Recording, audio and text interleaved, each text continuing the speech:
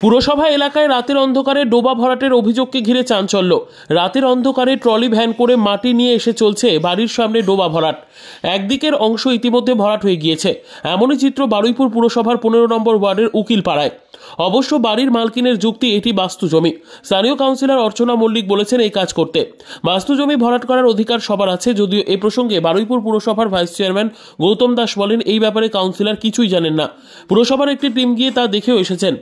এই কাজ সম্পূর্ণ অবৈধ। পুলিশকেও এই বিষয়ে জানানো হয়েছে। যেটুকু জায়গা ভরাট করা হয়েছে তা ক্রেনের মাধ্যমে তুলে নেওয়া হবে। সন্ধে হতেই বাইরে থেকে মাটি নিয়ে এসে প্রতিদিন ডোবা ভরাট করার কাজ চলছে। স্থানীয় বাসিন্দারা বলেন আগেও একবার এই ডোবা ভরাটের চেষ্টা হয়েছিল, তা জানতে পেরে বন্ধ করে দিয়েছিলেন প্রাক্তন কাউন্সিলর স্বপন মণ্ডল। এবারেও আবার সেই ডোবা ভরাটের কাজ চলছে। এদিকে পুরসভা এলাকায় এই ভরাটের ঘটনায় পুরসভা ও স্থানীয় কাউন্সিলরের নজরদারি নিয়ে উঠছে প্রশ্ন।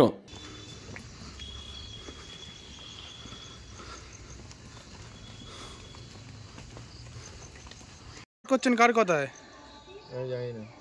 আপনারা তাহলে এই রাতের অন্ধকারে মাটি ভরাট করছেন?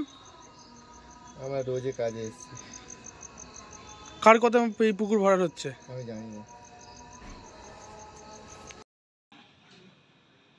বিষয়টা আমি আজকে শুনলাম। আমি এই বিষয়ে খতিয়ে দেখছি। আমি 15 নম্বর ওয়ার্ডের কাউন্সিলর। আপনার ব্যাপারটা ঠিক এরকম নয়।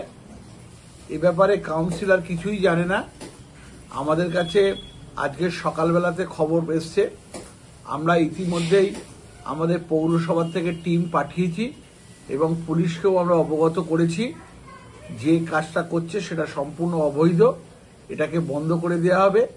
এবং গতকালকে রাত্রিবেলাতে যেটুকুলো মাটি কিংবা বালি ফেলা হয়েছে সেটাকেও আমরা চেষ্টা করব যাতে আমাদের গাড়ি দিয়ে ক্রেন দিয়ে ওটাকে তুলে নেওয়া যায় কিনা।